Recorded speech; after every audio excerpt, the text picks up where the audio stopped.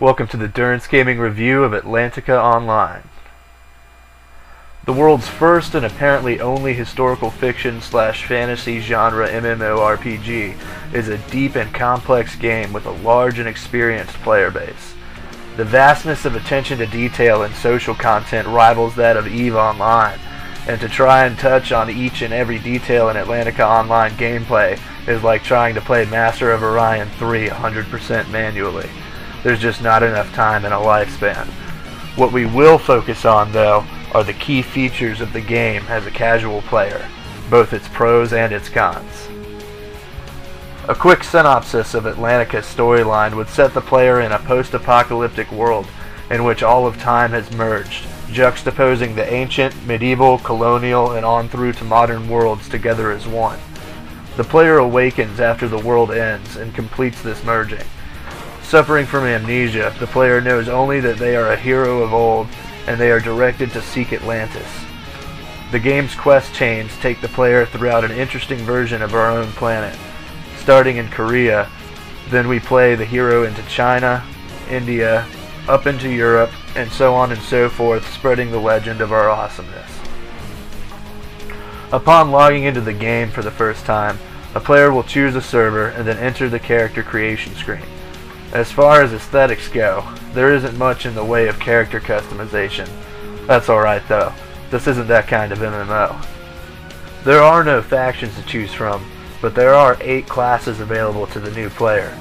Sword, spear, gun, bow, instrument, staff, axe, and artillery. The 9th class, the power saw, is unlocked when a player reaches a certain level on their main. The most important thing to remember when selecting a class is that your character will be the leader of up to 8 other mercenaries. In other words, you are a stronger version of the NPC mercenary of your class, with more customization when it comes to learning skills. So an axe main is stronger and can learn a wider variety of attacks than an axe mercenary. As Atlantica Online is a very strategy-oriented game, so much so that raids and PvP can be a bit like battle chess. Remember that your character will be the core of most of your strategic decisions regarding party formation. Upon entering the game world, the player is ushered through a quick tutorial, at the end of which they begin their adventures with their main character and 2 mercenaries. To get some of the bad news out of the way up front, the game's overworld is rather lackluster, and with Atlantica Online being an Eastern-style MMO, you can expect a grind from beginning to end when it comes to the leveling process. Also, there are often pop-ups congratulating players that buy player housing, win a special auction, craft something exceptional, or experience just about any other neat thing you are currently not experiencing yourself. The game's navigation system is also very automated. It is click to move in every sense of the term, though you can run around with WASD controls. Click a spot of terrain to move there, or click an NPC name in the quest log to move to their location. This is fantastically helpful while questing, yet too much autopilot can make a player antsy. These things tend to repel most Western MMO gamers. However, we got the bad news out of the way first to make enough time to pile on the good stuff. What Atlantica lacks in world aesthetics and player privacy, it makes up for with its amazing interface and unique combat system. This is like your Pokédex for everything Atlantica. Browse NPCs throughout the world, access the quest log and quest history to utilize the advanced click-to-move features, brush up on your strategy by studying each and every mercenary at your leisure, look up past foes defeated and great treasures to come. You name it, it's in here. Atlantica's user interface is a work of art. It is the backbone to understanding the game as a player progresses. Yet as amazing as it is, we can hardly praise it due to the fact that the game would be borderline unplayable without it. However, throughout our Durance Gaming playthrough, we were always thankful that Atlantica's developers knew ahead of time the need for such a detailed interface and executed it perfectly. Because of this, we give Atlantica a +1 for design strength. Now, The reason we say this is because there is a lot of menu-based management in Atlantica.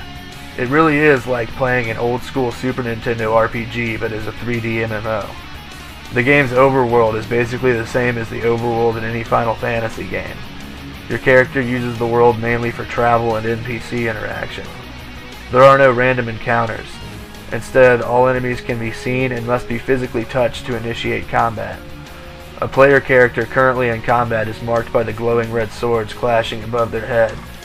If they are in your party, you may touch the monster they are fighting and join the fight. This is how raids are done later in the game, with 3 players per combat party commanding up to 9 units each, against up to 27 enemies at once, though new enemies may appear to fill in the gap you made from slaying their comrades. But I digress. When not in combat or just moving from point A to point B, the majority of a player's input commands are menu-based. For example, character interactions such as trading or inspecting, town interactions such as teleport travel in the marketplace, crafting. These things and many more are menu-based. As you battle, your items craft. You can also use skill books to decrease crafting time instantly. Likewise, there are different sized experience books as well to grant instant experience to a mercenary.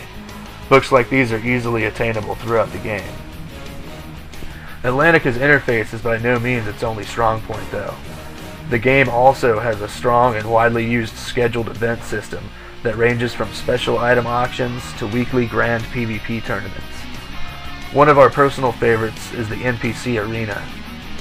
Twice a day, players are presented with 8 NPC mercenary formations that will fight to the death tournament style.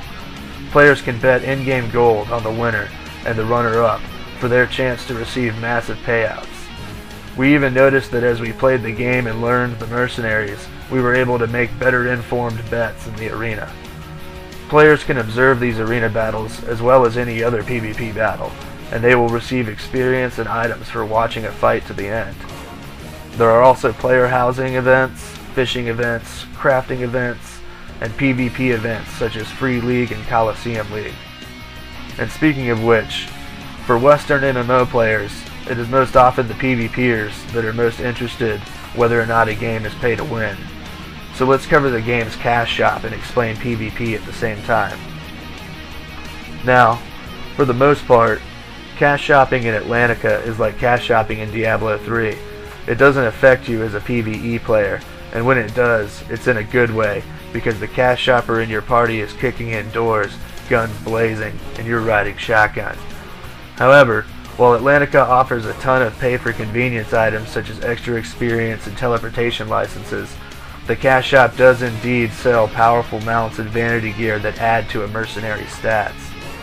So in guild and nation PvP, as well as free league competitions, you can bet there are cash shopped players strutting their stuff.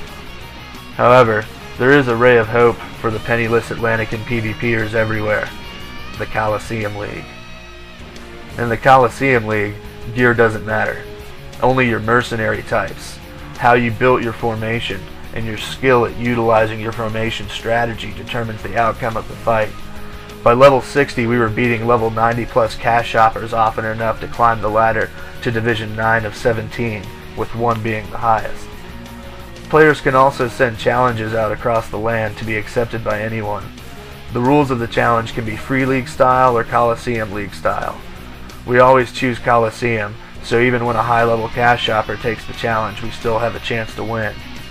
Winning and losing in PvP gives a player different types of Atlantis coins, which can be sold to a special vendor in Rome for a rather handsome amounts of gold. Because of this, players can earn gold and experience from both participating in and or observing PvP matches. We found this to be a very cool feature.